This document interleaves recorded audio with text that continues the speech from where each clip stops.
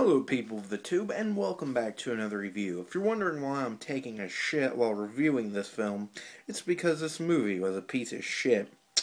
This is a review for Sharknado 3. Oh, hell nah. Now here's the thing, I enjoyed 1 and 2.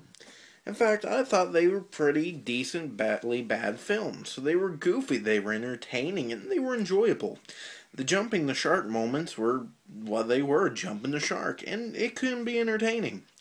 Part 3 doesn't do that. Part 3 gave you a promise that we were going to see sharks in Washington, D.C. We only seen sharks in D.C. for a couple minutes, the beginning actually. And it really wasn't that entertaining. We got to see Ann Coulter as vice president, Michelle Bachmann as a senator. And the funniest shit is we have all these cameos that really don't matter. Because they don't utilize them very well. At all. None of the cameos really are there for anything other than to be cameos. In the other films, some of the cameos are actually used. And make sense. These are there's just so many that they're just too much. There's a cameo in this film of Chris Jericho, and what would have been amazing is if he would have gave the shark the walls of Jericho. Yeah, you know what I'm saying? That would have been amazing.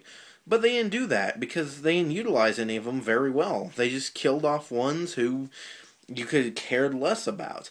Jerry Springer was in this film, and instead of saying, Jerry or something, they killed him. They did.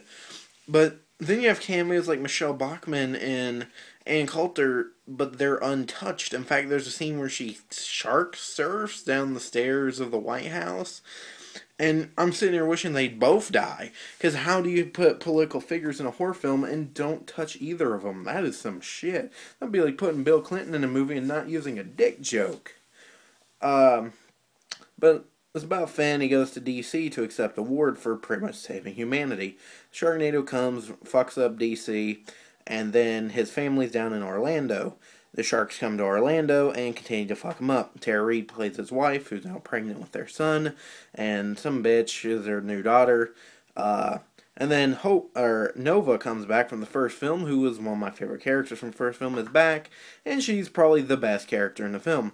And what really pisses me off is the cameos. There's one for Penn and Teller, and yet they don't utilize like magic trick jokes or just doing magic tricks to sharks. I don't know.